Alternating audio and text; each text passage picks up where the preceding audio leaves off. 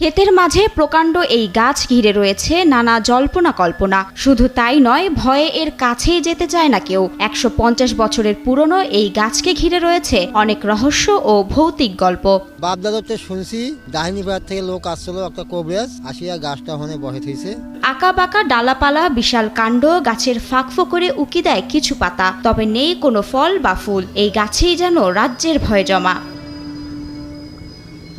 বনে বাজারে গিয়ে ভূতের রাজার দেখা পেয়েছিল গুপি বাঘা, তারপরেই তাদের কপাল খুলে গিয়েছিল। বাস্তবে এবার রংপুরের গঙ্গাচড়ায়ও দেখা মিলেছে এমন এক গাছের, যেখানে ভূত রয়েছে বলে দাবি গ্রামবাসীদের। আমরা জানি ডাইনি ভরা থেকে আসছে গাছ, এটা আসি বসছে আর ছোটাইলে রক্ত ভরায়, এইটাই আমরা জানি। রংপুরের গঙ্গাচড়া থানার আলমবিদিতর ইউনিয়নের তুলসীরহাট গ্রাম। এখানে রয়েছে একটি অদ্ভুত গাছ। বছরের পর বছর তাকে ঘিরে রয়েছে বহু কুসংস্কার। গ্রামবাসীদের দাবি এই গাছে নাকি ভূত রয়েছে। অন্ধবিশ্বাস থেকে এমনই আতঙ্ক ছড়িয়েছে যে গাছের পাশ দিয়ে কেউ একা সাহস নাই এই গাছটার গোড় সন্ধ্যের সময় আসবে। সন্ধ্যের সময় আসলে ধরো ভূত দেবতা জিনপরি মাসান দেখা যায়।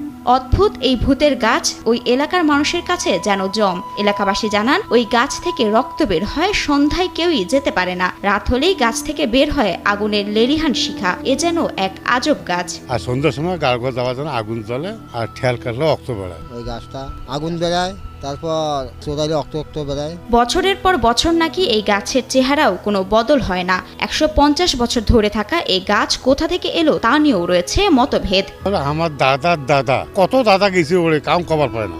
আমল থেকে দেখি যে ওই রকমই কাবা গাড়ি গেছে, তাকে আমার কি জানি যেমন কার গাছ সেন্দনে আছে, ওই